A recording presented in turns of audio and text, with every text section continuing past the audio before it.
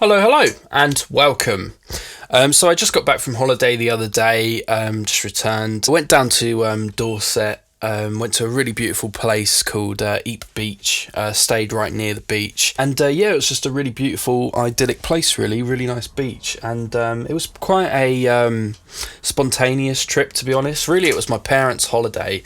That they booked for them, and I was always going to go along for a day or two, but I thought, well, if I'm going to travel down there, I might as well stay, a bit longer. So I ended up staying for 4 nights, and it was really nice. So nearby to Eep Beach is a lovely, beautiful place called Bridport, and this really is my kind of place. It's just well up my street. They have all kinds of different music shops. They've got, stalls. It's like a market town, stalls going up and down, selling all kinds of goods. It's got a music scene. It's got really old-fashioned buildings, really historic old town.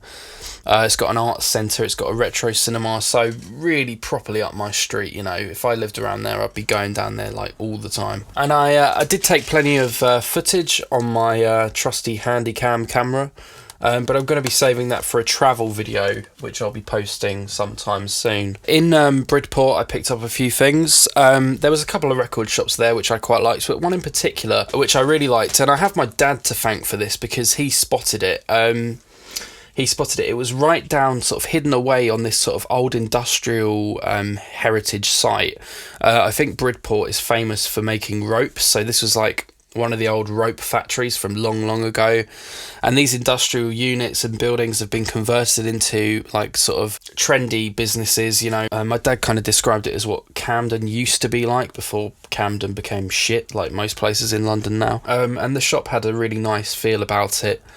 And I did film it quite a lot, but I got a few things in there. I got one vinyl record and also a few CDs, so we'll show the record first. So we spotted this. This is Demo Crazy by Damon Albarn. So this is an album which I've been aware of for a long time, but never actually seen it in person. And it should be a really rare record, but I think because of the content, a lot of people just don't want to buy it, so you can get it quite easily. But essentially what this is a bunch of really lo-fi demo recordings recorded in hotel rooms by Damon Albarn on his own. I think it was recorded during the tour for Blur's Think Tank album. Essentially it's just a bunch of really scrappy kind of doodly sketches of, the beginnings of songs. I think it was put out on Honest John's Records, which is like a record shop in London, and I think it's a label, probably someone who's like friends with Damon Albarn, I suppose. So this is a very strange sort of left field, low budget release, but the presentation on this is absolutely beautiful. It's far nicer than it should be for this. We have a double fold out sleeve, which just looks wonderful. This was pressed in 2003 when it came out, and it's never been repressed. You have all these wonderful signs on the inside, and it's just a wonderfully presented package. But you get a coloured vinyl on white vinyl for one half of the LP, and then the other half of the LP is on a picture disc. So it's a real nice sort of strange addition to my Damon Albarn collection. It wasn't too expensive either. Just try not to damage it while holding it. But yeah, this has got the original demo for the song Dirty Harry, and it also has a song which was later adapted by Blur for their last album as well. It's not the greatest release, to be honest. It's very rough and ready. The songs aren't amazingly good, but at the same time it does have a sort of certain comforting lo-fi nature about it. Even though we're listening to like the scraps, the roughest recordings of Damon Albarn, even though this isn't that good, it's just sort of comforting in a way, and the packaging is just so beautiful. If nothing else, this is just a wonderful, strange sort of souvenir to remember my holiday by. That's what my mum said anyway. I'll always look at this and associate it with that holiday, and that's the wonderful thing about record and CD collecting. You begin to associate things with different places that you bought them from. It just becomes like more of a memento. So from that wonderful little record shop, I bought 4 CDs. So this is a deal which I see all the time in record shops, even on holiday. I think I saw it 3 times in different record shops, and it is 4 CDs for £10. My local record shop, Olaf's, is doing this deal as well, and I recently got some under that deal, which I'll be showing. But this shop, Clock Tower Records, did that deal, and I managed to scrape together 4 CDs that I wanted. So starting out, one that I'm most excited about, I suppose. We have the White Blood Cells by the White Stripes. This is one that I needed. I have the first two White Stripes albums on CD, and then I've also got Elephant, their fourth album, on vinyl, and I think this is their third album, so yeah, a bit of a missing piece from my collection, which I now have.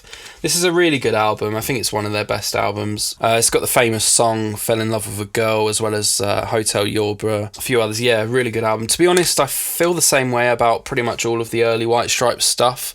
I think it's all great. I really like the feel of the drums, even though they're sort of kind of amateur, but this band wouldn't sound the same if the drums didn't sound like that. So yeah, I'm just loving collecting these at the moment. I've got a couple more titles to get by the White Stripes as well. Next up, I picked up another one that I needed, the Beatles with Past Masters Volume 1. I've already got Past Masters Volume 2, so this is one that I needed. This seems to be like an original CD from when these compilations came out in 1988.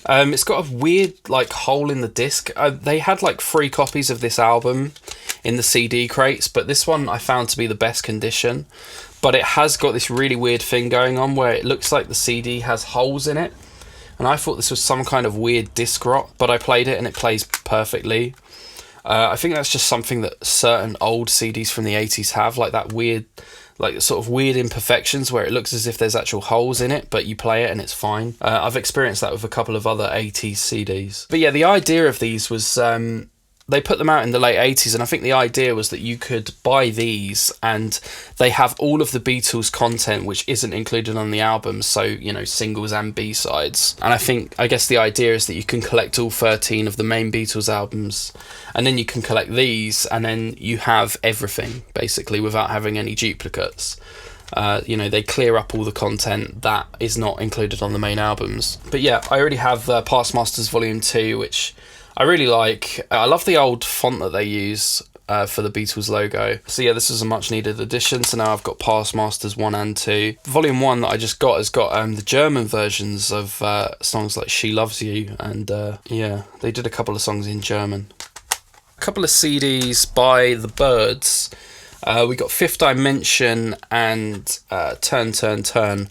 So I've been looking to pick up the Byrds albums since I picked up this one, Mr. Tambourine Man. Already shown this on the channel. All these Byrds reissues are part of the Columbia High Fidelity 360 Sound series. I've wanted to collect the others for a while because the presentation on these for a CD reissue is just so nice. I mean, so many original artifacts are included in the booklet, which contains a lot of stuff, and then, you know, even behind the disc tray you get original relics and, of course, the brilliant Columbia disc design, which I like a lot. So, truthfully, I haven't really listened to these albums all that much. So, yeah, now I've got 3 of the Byrds albums on the 360 Sound Series collection.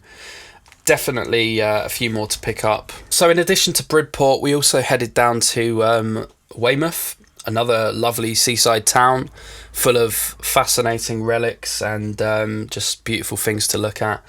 And there was a record shop there. I think there may have been a few record shops, but we were just sort of looking around, sort of blindly just scrolling through the town, and we walked past a record shop. I didn't even look at the name of the record shop. Even now, I have no idea what this shop was called. We were just walking up the street, and then out the corner of my eye, both me and my mum both simultaneously just saw records. I didn't even look at the name of the shop. I didn't even look at the name of the shop after I left either. I was just like, oh, records, right, turn right, all right, let's go. So yeah, I bought a couple of records from this shop, which I still don't know what it was. I just went in there, looked at records, bought records, and left. So one of the records that I found in there was Peter Gabriel Plays Live. So this is a nice addition to my Peter Gabriel collection. You know, the branding is very similar to the main albums, with the same sort of colour scheme and the same Peter Gabriel logo in the corner. Same as the first 4 Peter Gabriel albums. This is a really nice intimate performance from Gabriel. It's a nice just one to go along with the original albums, really. And this is not a rare or valuable record in any way, but it is a very beautiful condition copy of this. It's virtually a near mint. So that was £20 from unknown record shop in Weymouth. I'm sure a quick Google search would find it. There's probably about 3 records which I considered buying, but I didn't want to spend too much money. The other one I got was Grand Funk Railroad with Grand Funk Greatest Hits. This is one that I've been thinking about getting for about 10 years. I think I got kind of into Grand Funk Railroad probably when I was about 15 or 16, and I went for a bit of a classic rock phase, like 70s classic rock, and I got into these guys because they were featured in The Simpsons. They're like one of Homer's favourite bands, and they're in the episode Homerpalooza where he's in the car with the kids and he's trying to introduce the kids to all these like old classic 70s bands that he loves, and the kids are just really embarrassed by it.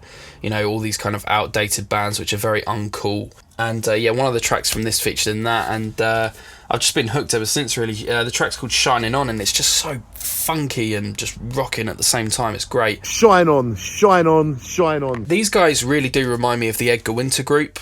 Very similar, kind of soulful rock and roll sound. There's a lot of great hits on here, you know, Rock and Roll Soul, We're an American Band, The Locomotion, I think most people would know that one. Some Kind of Wonderful. I'm a little bit upset that the track Foot Stomping Music isn't on here, because that's one that I like a lot. But this is an old Capitol EMI compilation from the 70s, I believe, and it's really nice condition. Even the inner sleeve feels very sort of on brand with the rest of it. It feels got this sort of aged vintage feel about it, with the train on the railroad actually on it. And then we've also got an insert with the guys, Grand Funk Greatest Hits. That's a nice one for the collection, one that I've kind of wanted for a while, and I do like the typography on the front as well. It feels really standout-ish and thick. It feels like a Japanese record.